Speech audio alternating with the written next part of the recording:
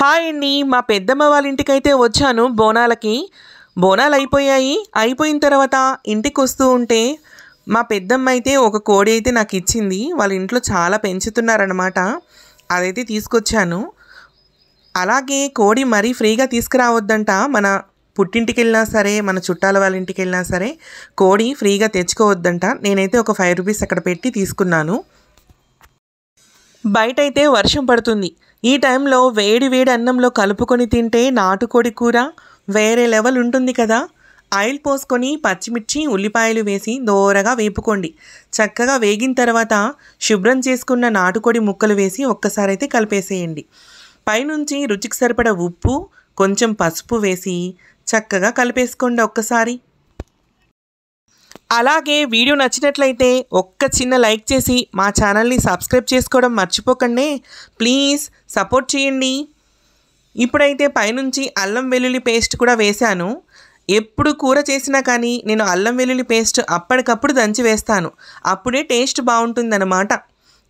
ఇలా వేసుకొని పచ్చివాసన పోయేంత వరకు వేపుకోండి. ఇలా వేపుకుంటూ ఉంటే ఆయిల్ పైకి తేలుతుంది. అల్లం వెల్లుల్లి పేస్ట్ వేగి మంచి వాసన అయితే గుమాయిస్తూ ఉంటుందండి. మా గల్లీ మొత్తం వాసనే అనమాట. మూత పెట్టి మూత తీశాను. ఈ రకంగా ఉంది. ఒక్క టమాటా వేస్తున్నాను. ఎక్కువ వేస్తే కర్రీ తీపొచ్చేస్తుందన్నమాట. నేనైతే కారం కొంచెం ఎక్కువే వేస్తున్నానండి. నీసు కూరల్లో ఒక చెంచా ఎక్కువ ఉంటేనే టేస్ట్ బాగుంటుంది. మీరైతే తగ్గించి వేసుకోండి. నేనైతే కారం ఎక్కువే వేసాను. ఇప్పుడైతే కలిపేసుకుందాము ఒక్కసారి ఈ రకంగా. ఇక నుంచి లాంగ్ వీడియోస్ కూడా చేద్దాం అనుకుంటున్నాను. ప్లీజ్ సపోర్ట్ చేయండి. చూసారా, ఈ రకంగా కలుపుతూ ఉంటే దగ్గరగా అవుతుంది. అప్పుడే నీసు వాసన లేకుండా ఉంటుంది. బాగా గుర్తుపెట్టుకోండి. అలాగే నేను ఎక్కడుంటాను, ఏం చేస్తూ ఉంటాను అనేది కూడా హోమ్ టూర్ చేద్దాం అనుకుంటున్నాను. ఎంతమందికి ఇంట్రెస్ట్ ఉంది కామెంట్ చేయండి. దాన్ని బట్టి పక్కా వీడియో అయితే చేస్తాను. చూసారా, దగ్గరగా అయింది. మూత అయితే పెట్టాను. మూత తీసి ఇప్పుడైతే నీళ్ళైతే పోసుకుందాము. నీళ్లు పోసుకున్న తర్వాత ఒక్కసారి అయితే కలిపేసుకుందాము. చక్కగా ఇది ఉడుకుతూ ఉంటుంది. ఈలోపు మనం గరం మసాలా చేసుకుందాము. గరం మసాలా నేను ఎప్పుడు ఇంట్లోనే తయారు చేస్తాను.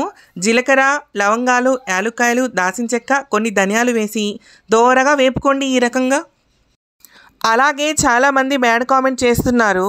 గ్యాస్ అలా ఉంది, ఇలా ఉంది అని చెప్పేసి, వాయిస్ అలా ఉంది అని. నేను చేసే వంట చూడండి. గ్యాస్ గురించి ఎందుకు చెప్పండి. మిడిల్ క్లాస్ ఫ్యామిలీ అంటే అలాగే ఉంటాయి. మీ గురించి నేను రిచ్గా చేయాలంటే అవ్వదు కదా. నా దగ్గర ఉన్న వస్తువులతోటే నాకు వంట చేయడం అంటే చాలా ఇష్టం. నాకు వచ్చిన వంటని నలుగురికి చూపిస్తున్నాను. ప్లీజ్ దయచేసి అర్థం చేసుకోండి. వీలైతే సపోర్ట్ చేయండి. ఒకరిని బాధ పెడితే మనకేమొస్తుంది చెప్పండి.